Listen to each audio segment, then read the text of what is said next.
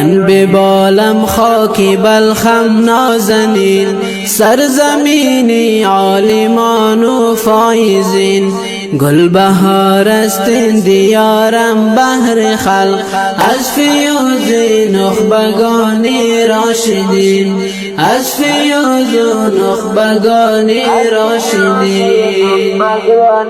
از جوانی محبوب و مبرور و نیک، چون که بهر است علم و در شق علم، معدنی علم و هنر بلخین زمین، بهر جمله تشنگان فقه دین. من به بالم خاکی بلخم نازنین، سرزمینی عالمان و فایزین.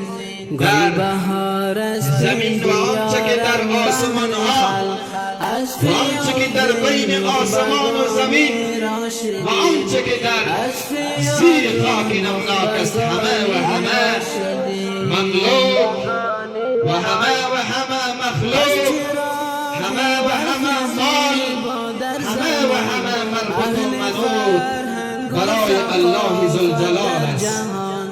از چراغی بلخ زیبا در زمان، اهل فرهنگ و ثقافت در جهان.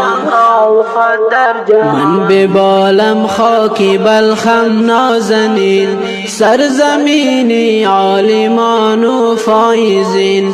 گل بهار است این دیارم بهر خلق، از فیوز نخبگان راشدین، از فیوز نخبگان